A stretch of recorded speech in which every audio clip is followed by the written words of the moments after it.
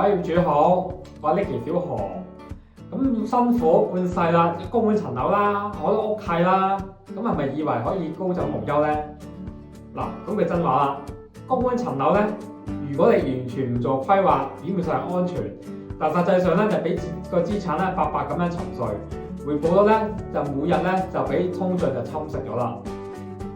嗱，磚頭咧雖然係保值，咁但係致命傷咧就係流動性極差，咁造成咧資產富裕，現金貧窮，你想攞錢咧都攞唔到出嚟。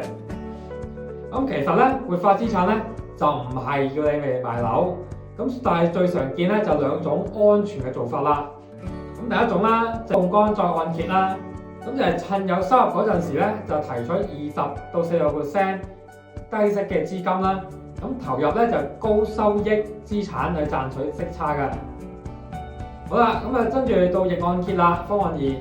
咁咧適合啲退休人士啦，咁啊免每月還款，咁俾銀行咧就出糧俾你，咁咧同時咧就繼續免費住到你百年歸老為止啦。好啦，咁最關鍵咧就係盡早實行啊！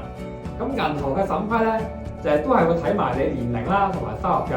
咁如果等到你完全退休又冇收入嗰陣咧，咁你想再融資咧，難度咧就係指數式咁樣上升啦。好啦。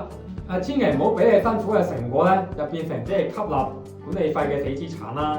咁如果喺手頭上咧係有公嘅物業咧，你係想知道自己適合嘅呢一啲方案咧，咁能夠創造幾多現金流咧？咁啊歡迎點擊資訊欄連結揾我Nicky小何啦。咁啊或者下面留言加1，咁啊或者入群咧就預約1對1嘅免費諮詢啦。好啦，咁記得訂閱就撳鐘仔啦。咁啊點讚俾 like。同埋 share 俾身邊嘅業主朋友啦，咁下條片再見啦，拜拜。